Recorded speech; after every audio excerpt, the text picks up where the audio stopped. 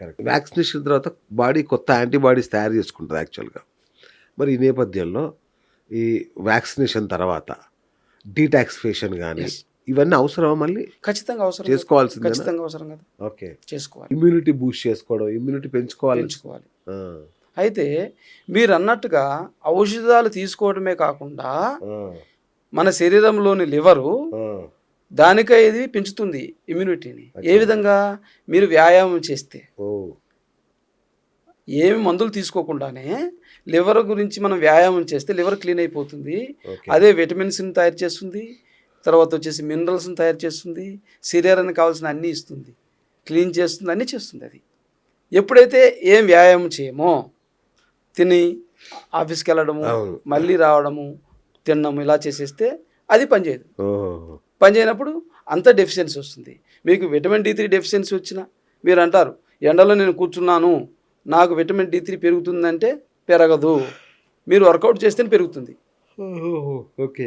క్యాలరీకి సంబంధించిన ఫుడ్ తీసుకుంటేనే పెరుగుతుంది. ఓకే. క్యాలరీకి సంబంధించిన నువ్వులు తీసుకొని ఎండలో కూర్చోవాలి, ఎక్సర్సైజ్ చేయాలి. అచ్చా! అప్పుడే లివర్ నుంచి విడుదల చేస్తుంది. లేకుంటే విడుదల కాదు అంతే కదా. కదా! అంతే కదా! బీటోలు కూడా అంతే. ఆహారం తీసుకుంటారు. చికెన్, మటన్ సంథింగ్ అన్నీ తీసుకుంటారు. అవును. చేయకపోతే అది రక్తంలో రక్తంలో అంతా దాని ఇంప్యూరిటీస్ వచ్చేసాయి. ఆ! రక్తం చిక్కబడిపోతుంది. శరీరానికి అందదు కదా. అవును. కాబట్టి ఖచ్చితంగా దీంట్లో వ్యాయామం అనేది 100% చేయాలి. అచ్చా! అచ్చా! ఎవరైనా చేయాలి. ఆ! నేను బిజీ ఉన్నాను నాకు కుదరదంటే కుదరదు. కుదరదు. ఎట్టి పరిస్థితుల్లో ఒక యశోద హాస్పిటల్ చేరాననుకోండి ఆ! నాకు బిజీ ఉంది వెళ్ళిపోతుంటే కాదు కదా. అది కదా! కాబట్టి ఇది కూడా అంతే. మనం సూపర్. డైలీ 30 మినిట్స్ చేయాలి. పోస్ట్ కోవిడ్ ఎఫెక్ట్స్‌లలో ఇంకొకటి దీర్ఘకాలికంగా నీరసం, గుండె దడ. ఎస్. ఈ 2 లక్షణాలు కూడా చాలా మందిలో అవును, కనబడుతున్నాయి. అవును. దీనికి ఆయుర్వేద పరిష్కార మార్గం ఏమైనా ఉందా? నీరసం అని అంటున్నారు చూడండి. అవును. ప్రతి ఒక్క కేసులో డి3 పడిపోయింది. విటమిన్ ఆ! డి3 లేదు. ఆ! విటమిన్ డి3 పెంచుకోకపోతే నీరసం ఉండే ఉంటుంది. ఓకే. ఓకే. గుండె బలహీనం అయిపోయింది. అవును. గుండె బలహీనం అయిపోయింది. దానికి సంబంధించిన ఔషధాలు తీసుకోవాలి, ఫుడ్ తీసుకోవాలి. మీరు అడగొచ్చు గుండెకు సంబంధించిన ఫుడ్ ఏముంది అని అంటారు. అవును. మన పూర్వీకులు తీసుకున్నటువంటి ఏవైతే ఉన్నాయో జొన్నలు, సజ్జలు, రాగులు, మక్కలు ఖచ్చితంగా తినాలి. ఆ! ఎందుకంటే ఈ 20 సంవత్సరాలలో ఓన్లీ రైస్ తిన్నందువల్ల ఎక్కువ రోగాల బారిన పడ్డారు. అవును. ఒక కరోనాని కాదు, మనం తీసుకునే ఆహారము 20 సంవత్సరాల ముందు 20 సంవత్సరాల తర్వాత చాలా తేడా వచ్చేసింది. ఓకే. అప్పుడు వచ్చేసి ఖచ్చితంగా ఒక పూటైనా మనము మన ఫుడ్ తినేవాళ్ళం. మన ఫుడ్ అంటే మన ప్రాంతంలో తయారయ్యేది. ఆ! జొన్న రొట్టె, జొన్న గట్టక అవును. అవి తినేటోళ్ళం. అవును. ఇప్పుడే పూర్తిగా లేదు కదా. ఎంతమంది తింటున్నారు రోజుకు ఒక్కసారైనా కానీ? తినరు కదా. అస్సలు. మేము ఖచ్చితంగా తింటాం ఒకసారి రోజులు ఖచ్చితంగా తినాలి. అవునా? రాగి సంగటి తినాలి, ఆ! జొన్న రొట్టెని తినాలి, జొన్న గట్టకైన తినాలి. ఇవి ఖచ్చితంగా ఒకప్పుడు తినాలి. ఓకే. మీరు 2 పూట్ల రైస్ తింటే తిన్నారనుకోండి కుదరదు. ఆ! ఆటోమేటిక్గా రక్తం చిక్కగా అయిపోతుంది. ఎందుకంటే ఫైబర్ తక్కువ ఉంటుంది, గ్లూకోజ్ ఎక్కువ ఉంటుంది అది. రైస్లో. 20 సంవత్సరాల ముందు రైస్ వేరే, ఇప్పుడు తినే రైస్ వేరే. మనం అవును. ఇప్పుడు మన దగ్గర తినే రైస్‌లో మనం కర్రీస్ కలుపుకుంటాం గదా! ఎస్ కలుపుకొని తింటాం కదా! అప్పుడు ఫైబర్ వచ్చినట్టే కదా! అలా కాదు కదా. ఆ! మనం తీసుకునే ఆహారం రోజువారీ తీసుకునే ఆహారము ఔషధం లాగా ఉండాలి, విషం లాగా ఉండకూడదు. అది. ఎందుకంటే అదైతే ఒప్పుకుంటాను. మీకు 100 రూపాయలు చాక్లెట్ తిన్నట్టు ఒకసారి మనం రైస్ తింటే ఆ! ఇప్పుడు తినే రైస్ దాని పైనంతా కొట్టేసేసి స్లిమ్ చేసి ఇస్తున్నారు కదా రైస్ని. అవును. అవును. మొత్తం కరెక్ట్. కరెక్ట్. షైనీ అవుతుంది కదా. అవును. అదేవిధంగా ఓన్లీ బీపీటీ సన్నబియ్యం తింటున్నాం కదా, దొడ్డు బియ్యం తినట్లేదు కదా. అయితే మీరు అనొచ్చు సన్నబియ్యం తింటే ఏమి, దొడ్డు బియ్యం తింటే ఏంటి అని అడగచ్చు మీరు. ఒక లైవ్ ఎగ్జాంపుల్ చెప్తాను. ఓకే. మనం ఇప్పుడు మన తెలంగాణ నుంచి కొడంగల్ దాటిన తర్వాత కర్ణాటక బార్డర్ వస్తుంది. అక్కడ వాళ్ళు దొడ్డు బియ్యం తింటారు, అంటే అంశల బియ్యం. అంశల బియ్యం తింటారు, జొన్న రొట్టె తింటారు, ఆ! సన్నబియ్యం తినరు. అవునా? వాళ్ళకు మనకు తేడా ఇప్పుడు చెప్తాను, మీరు వండర్ అయిపోతారు. 5 మంది సంతానం కలుగుద్ది వాళ్ళకి. ఆ! ఇక్కడ ఒకరికి దిక్కు లేదు. అస్సలు మొత్తం హాస్పిటల్‌లో అంటున్నారు పిల్లలు. ఎస్. మరి తేడా కనిపించలేదా? అన్ని రైసులు ఒకటే అంతా ఒకటి అంటారు కదా. వాళ్ళు ఫంక్షన్కి వెళ్ళరు, అక్కడంతా సన్నబియ్యం పెడతారు, మేము పోమంటారు ఫంక్షన్కి. ఓడియా! 5 మంది పిల్లలు ఒక్కొక్కరికి. ఆ! ఈ రోజుకి జొన్న రొట్టెలు 2 పూటలు తింటారు అక్కడ రాయచూరు జిల్లా మొత్తం. ఓకే. దొడ్డు బియ్యం తింటారు, హంసల బియ్యం తింటారు, వాళ్ళు సన్న బియ్యం తినరు. కాబట్టి ఆహారం అనేది ఔషధంలాగా పనికొస్తుంది వాళ్ళకి. మనకు విషంలాగా పనికొస్తుంది. వాళ్ళు బిర్యానీలు తినరు, అవును. కోడి బిర్యానీలు, ఆ, అదేవిధంగా పానీపూరి తినరు, అంటే మైదా ఫుడ్ గురించి చెప్తున్నా. ఇంకా పిజ్జా, బర్గర్, సంథింగ్ ఇవి రకరకాలు ఉన్నాయి కదా, ఇవి వాళ్ళకి తెలియని మీరు ఎప్పుడు తినలేదు పిజ్జా బర్గర్? అస్సలకి నథింగ్. అయితే ఏమంటున్నానంటే సార్, అంటే వాళ్ళు అంత గట్టిగా ఉన్నారు, సంతానం అనేది లేకుండా గట్టితనం ఎక్కడుంది? అంతేగా. మానవ జాతిలో సంతానం కలగకుండా ఇంకా గట్టితనం ఏముంది? ఏముంది చెప్పండి. అవును. కాబట్టి ఆహారం ఇంత తేడా ఉందని చెప్పేదని మీకు చెప్పా. ఓకే. దొడ్డు బియ్యం తింటే ఏమవుతుంది, సన్న బియ్యం తింటే ఏమవుతుంది అనే దాని గురించి. రైట్. ఇప్పుడు లావుగా ఉండే వాళ్ళకి గుండె సమస్య అని మీరు చెప్తున్నారు, Yes. గుండె ప్రమాదం. అట్లాగే అతిగా వ్యాయామం చేసే వాళ్ళ వల్ల కూడా ఖచ్చితంగా ఇదే సమస్యనా? ఎస్, ఖచ్చితంగా. ఆ, అయితే మీకు చెప్పాను చూడండి, ఇప్పుడు నేనైనా మీరైనా అవును. లిమిట్ మనము ఒక 30 మినిట్స్ చేయగలం అనుకోండి సార్, అవును. 20 నిమిషాలే చేయాలి. అచ్చా. Okay, okay. పెంచుకుంటూ పోవాలి. అతిగా 50 నిమిషాలు చేయొద్దు, ఆ, 60 నిమిషాలు చేయొద్దు. అంటే ఈ శరీరాలు దెబ్బతిని పోయినాయి కాబట్టి చెప్తున్నా. ఓకే. అంతే కదా. అవును. ఇంతకుముందుకి ఇప్పటికి ఈ 4 సంవత్సరాల్లో మార్పు వచ్చింది కాబట్టి కరెక్ట్. అతిగా చేసేసి రాత్రి నిద్ర లేకుండా పోయి ఎక్కువ ఎక్సర్సైజ్ చేశారనుకోండి, చనిపోతారు కదా. ఆ, జిమ్లో లేకపోయేసి ఓకే. మనం ఏం చేస్తున్నాము, మన శరీరం ఎలా ఉంది అనేది పరిగణలోకి తీసుకొని చెయ్యాలి.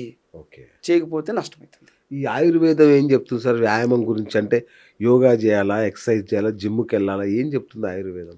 మీరు ఏమైనా చేయండి, ముందు ఏదైతే బొజ్జు ఉందో ఇది తగ్గితే చాలు, ఓ, ఇది తగ్గితే చాలు. నెక్స్ట్ ఇంకొకటి మీకు తెలిసిన విషయం చెప్తున్నాను. పక్షులు ఎక్కువ కాళ్ళు ఉపయోగిస్తాయా, చేతులు ఉపయోగిస్తాయా? రెక్కలు. రెక్కలు ఎక్కువ ఉపయోగిస్తే హార్ట్ సంబంధించిన సమస్యలు రావు, ఓ, మీ ఆరోగ్యం పదిలంగా ఉంటుంది. కరెక్ట్. మన పూర్వీకులకు మనం చేసేటటువంటి వ్యవసాయంలో కానీ చేతి వృత్తుల్లో కానీ చేతుల మీద ఎక్కువ ఆధారపడి ఉంటుంది. అంతే కదా. అవును. మీరు చూసారా, ప్రతి ఒక్కటి వ్యవసాయంలో పోయేసి పారతో చేసే పని కానీ, ఎత్తేసేవి కానీ, అవును. రకరకాలే.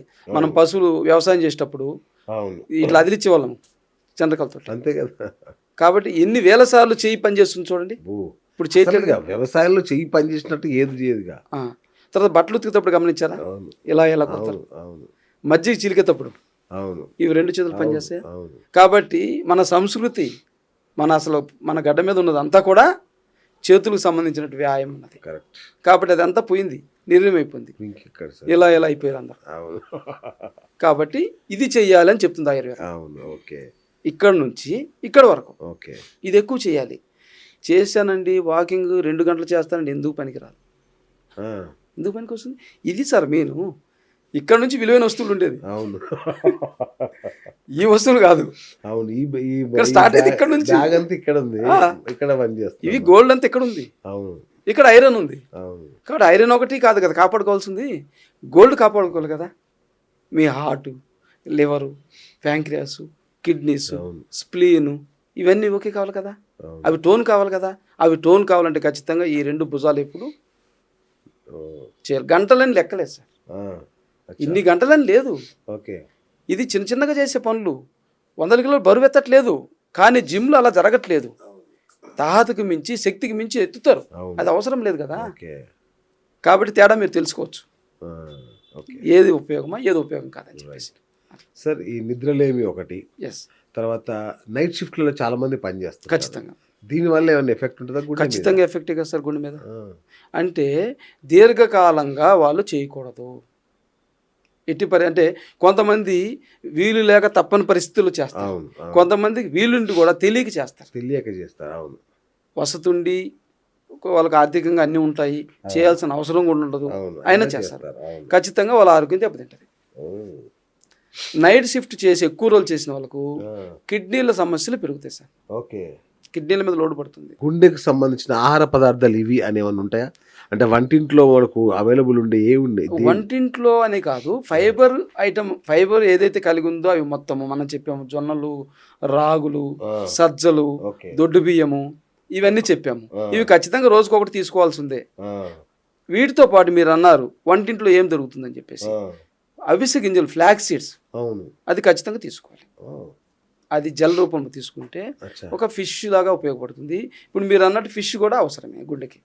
అవునా? ఎస్, ఫ్యాటీ 3 ఆమ్లా. అది సేమ్ దాంట్లో ఈక్వల్ ఉంటుంది కదా, అవును అంతే కదా. అది ఆహార రూపంలో తీసుకోవచ్చు. అవును. బాదాం కూడా తీసుకోవచ్చు గుండెకి సంబంధించి. ఆ, కాజు మంచిది ఫ్యాట్ కాదు. వస్తుంది సార్, ఫ్యాట్ వస్తుంది. అది బెల్లీలో వస్తుంది ఫ్యాట్, ఓ, అది చాలా ప్రమాదకరం, ఎక్కువ తీసుకోకూడదు. మీరు బాదాం తీసుకోవచ్చు బాగా, అచ్చా. అవిసె గింజలు తీసుకోవచ్చు. ఆ, ఇప్పుడు చెప్పిన జొన్నలు ఇవి విరివిగా తీసుకుంటే, విరివిగా తీసుకో. దాంతోపాటు వ్యాయామం కూడా చేస్తుంటే ఓకే. గట్టిపడుతుంటాం అన్నట్టు. ఫిష్ తీసుకోవచ్చు. ఆ, కానీ ఇప్పుడు వచ్చినటువంటి తెల్లకోడి అయితే గుండెకి అవసరమని ఇవి తెల్లకూడలు అట్లనే ఉన్నాయి, ఫిష్లు అలాగే తగలడ్డాయి, కెమికల్స్ వేసి కెమికల్స్ చేస్తున్నారు, జీన్ మాడిఫైడ్ చేస్తున్నారు. జీన్ మాడిఫైడ్ వస్తున్నాయి. కొంతలో కొంత తెల్లకోడి అయితే పూర్తిగా ఇవన్నీ ఎప్పుడో తింటే 20 రోజులకు ఒక నాటుకోడి ఏదన్నా 2 ముక్కలు తింటే అంతే, తింటే బాగుంటుంది. అంతే తినొచ్చు అంతే. అంతేగాని తెల్లకోడి రెగ్యులర్గా చాలామంది తింటుంటారు, ఆ, బిర్యానీలు అవి మంచిది కాదు.